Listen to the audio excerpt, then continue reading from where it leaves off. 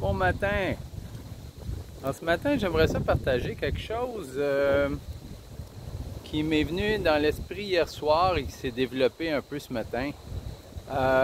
Qu'est-ce que ont en commun la parabole de la maison bâtie sur le sable versus la maison bâtie sur le roc? Ça, c'est une parabole qui est dans Luc, qui est dans Matthieu 7. La parabole du blé et de l'ivraie, je ne sais pas exactement où elle est dans un des évangiles, et la parabole des boucs et des brebis, qui est dans Matthieu 25. Alors, qu'est-ce que les trois ont en commun? Et c'est assez frappant, et probablement qu'il y a d'autres paraboles qui ont des similitudes semblables. Il y a un autre qui me vient à l'esprit, c'est les vierges folles et les vierges sages. Alors, qu'est-ce qu'ils ont tous en commun? Eh bien, ce qu'ils ont en commun est que l'apparence extérieure est très semblable. L'apparence extérieure est très semblable. Alors, le blé et l'ivraie, l'ivraie ressemble beaucoup au blé. Et l'ivraie peut pousser avec le blé. Et à premier abord, on ne peut pas distinguer la différence entre les deux. Et Jésus a dit que l'ivraie sera séparée du blé au jugement dernier. Et l'ivraie sera brûlée. Et le blé sera assemblé. Et ça représente bien entendu les faux chrétiens, les faux enfants de Dieu versus les vrais. Cette illustration nous dit aussi, cette parabole nous dit aussi que Dieu va laisser croître les deux en même temps.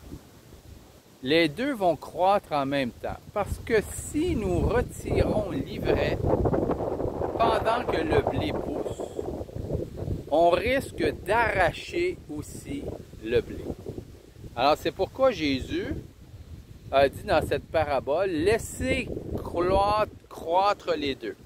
Et aussi dans cette parabole, on dit que c'est Satan qui a planté l'ivraie. Alors, qu'est-ce qu'elle a en commun avec la maison bâtie sur le sable, la maison bâtie sur le roc? Eh bien, ce qu'ils ont en commun, c'est que les deux, en apparence, sont très semblables.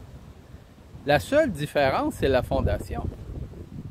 Alors, les deux ont construit des maisons, des belles maisons. Ils ont construit leur vie, hein? Parce que les maisons représentent la vie. Alors, ils ont construit leur vie et en apparence, ils sont très semblables. Ils ont des fenêtres, ils ont des portes, ils ont un toit, ils ont des murs, ils ont de la décoration en avant de la maison. Et tu regardes une et tu regardes l'autre et tu te dis, ah, ils sont presque identiques. Ils sont presque identiques. Qu'est-ce qui est différent? Qu'est-ce qui est différent? Eh bien, c'est la fondation. C'est la fondation. Et comme l'ivraie est très semblable au blé, la maison bâtie sur le roc est très semblable à la maison bâtie sur le sable. En apparence, pour l'instant, pour le moment. Jusqu'à ce que Jésus dit dans Matthieu 7, la tempête arrive. Et la tempête peut signifier deux choses. Elle peut signifier des épreuves dans notre vie, mais la tempête peut aussi signifier la fin de la vie, la fin des temps, le jugement dernier. Et seulement ce qui est construit sur le roc résistera au jugement dernier. Ce qui est construit sur le sable, ce qui est en apparence semblable à celui qui est bâti sur le roc, s'effondrera devant Dieu au jugement dernier. Et troisièmement, les boucs et les brebis, dans Matthieu 25, versets 32 à 45. Même chose. Un bouc et une brebis sont très, très, très semblables. Si tu les regardes vite fait, moi, j'ai de la difficulté. Ici, il y a des boucs et il y a des brebis. Et parfois, c'est très difficile à distinguer. Les deux sont très, très, très semblables. Ils ont la même taille. Ils ont une tête semblable. La brebis mâle, elle a des petites cornes. La brebis, le bouc, il a des cornes. Alors, pour l'œil qui n'est pas habitué, c'est pas évident à distinguer le bouc et la brebis. Alors, en apparence, les deux sont presque pareils. Mais, c'est là la différence, c'est que l'apparence, dans ce cas ici, ne compte pas du tout. Ce sont les actions. Et Jésus nous donne la différence entre les deux. Il nous donne la différence entre un bouc et une brebis. Une brebis, c'est celle qui a eu de la compassion. C'est celle qui s'est occupée de ceux qui sont dans le besoin. C'est celle qui s'est occupée de ceux qui étaient pauvres, malades, seuls, en prison.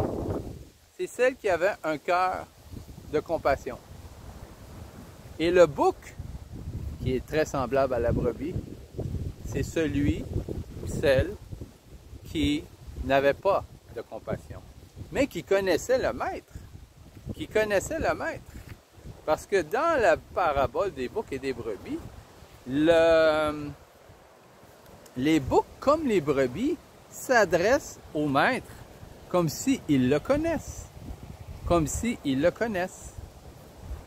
Et c'est la grande tragédie, je pense, dans la Bible et dans la vie et au jugement dernier. Ce sont tous ceux qui croient connaître le maître, mais qui ne sont pas en règle avec le maître. Encore une fois, les vierges folles et les vierges sages. Extérieurement, ils sont presque pareils. Hein? Extérieurement, ils sont vierges. Mais il y en a 5 qui sont préparés et 5 qui ne le sont pas. Alors, la leçon du jour, mes amis, c'est que ne vous fiez pas aux apparences, mais fiez-vous aux Écritures pour savoir si vous êtes dans la foi. Que Dieu vous bénisse.